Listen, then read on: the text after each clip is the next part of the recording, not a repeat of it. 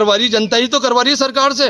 आपकी बस तो खड़ी है, लेकिन कितनी और अवैध बसें चल रही होगी यहाँ पे? करीब यहाँ कम से कम भी 70 से 80 अवैध बसें चल रही होंगी, जिससे कम से कम भी 5 लाख रुपए महीने का स्लग बारान में परमिट का खेल, कच्चे रूट का परमिट, राष्ट्रीयकृत मार्ग पर बसें, टैक्स में भारी अंतर, 60-70 परमिटों की जांच की मांग। रिपोर्ट फिरोज खान 9461844343।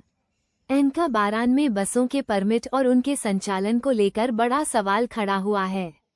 परिवहन विभाग को दी गई शिकायत में आरोप लगाया गया है कि कच्चे रूट के परमिट वाली बसों का संचालन राष्ट्रीयकृत मार्गों पर किया जा रहा है। शिकायतकर्ता का दावा है कि कच्चे रूट के परमिट पर करीब 8 से 9 हजार रुपये प्रतिमाह टैक्स या शुल्क दिया जा रहा है, जबकि राष्ट्रीयकृत मार्ग का टैक्स करीब 36,000 रुपये प्रतिमाह है। टैक्स की राशि में इस बड़े अंतर को लेकर सरकारी राजस्व और परिवहन विभाग की निगरानी पर सवाल उठाए गए हैं। मामला बारान से छबड़ा, बारान से छिपाबड़ौद और बारान से मोतपुरा मार्ग से जुड़ा बताया जा रहा है। शिकायतकर्ता ने दावा किया है कि इन मार्गों से संबंधित करीब 60 से 70 परमिटों की सूची भी उपलब्ध कराई गई है। मांग की गई है कि सूची में शामिल सभी बसों के परमिट में दर्ज रूट और बसों के वास्तविक संचालन मार्ग का भौतिक सत्यापन कराया जाए। शिकायतकर्ता का आरोप है कि यदि परमिट कच्चे रूट का है और बस का संचालन राष्ट्रीयकृत मार्ग से हो रहा है, तो टैक्स की देनदारी में बड़ा अंतर पैदा होता है। ऐसे में सवाल ये है कि क्या बसें वास्तव में परमिट में निर्धारित मार्ग पर संचालित हो रही हैं या फिर नियमों को दरकिनार कर दूसरे मार्गों पर चलाई जा रही हैं।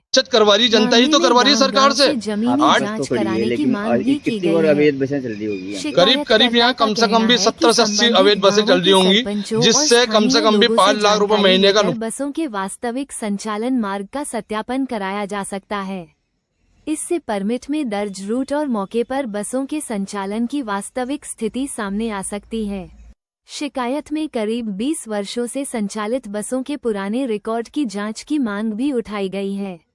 आरोप है कि परिवहन विभाग पुराने रिकॉर्ड की जांच कर यह पता लगाए कि संबंधित बस संचालकों ने नियमानुसार कितना टैक्स जमा किया और यदि कोई बकाया है तो उसकी वसूली की जाए। वहीं शिकायतकर्ता ने ये भी मांग की है कि यदि जांच में परमिट की शर्तों का उल्लंघन या गलत जानकारी सामने आती है तो मोटर वाहन अधिनियम की धारा 86 के तहत नियमानुसार कार्रवाई की जाए। साथ ही टैक्स में अंतर मिलने पर बकाया राशि की वसूली भी की जाए। अब सबसे बड़ा सवाल परिवहन विभाग की जांच को लेकर है। क्या 60 से 70 परमिटों की सूची की निष्पक्ष जांच होगी?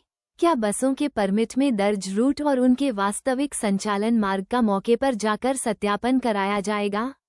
क्या पिछले 20 वर्षों के टैक्स रिकॉर्ड खंगाले जाएंगे? और अगर नियमों का उल्लंघन सामने आया तो क्या जिम्मेदारों के खिलाफ कार्रवाई होगी? फिलहाल शिकायत में लगाए गए आरोपों की स्वतंत्र पुष्टि नहीं हुई है। परिवहन विभाग और संबंधित बस संचालकों का पक्ष सामने आने के बाद ही मामले की वास्तविक स्थिति स्पष्ट होगी।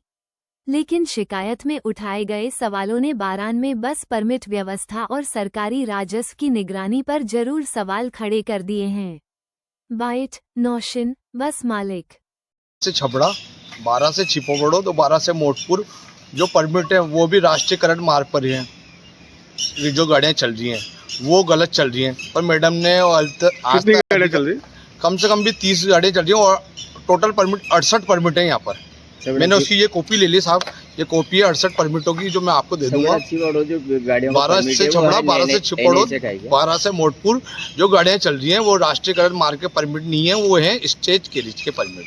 जो कि स्टेज कैरिज का मतलब होता है कि 8 से 9 हज़ार रुपये टैक्स होता है उनका।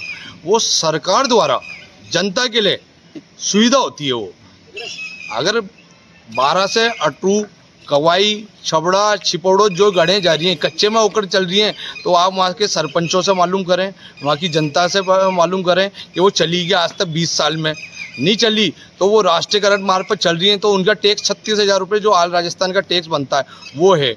तो यानी अगर 70 गाड़ियाँ चल रही हैं, 70 गाड़ियों का मतलब है 36,000 रुपये से आप इंटू कर लो, ये सरकार का पर मंथ आना चाहिए। इंटू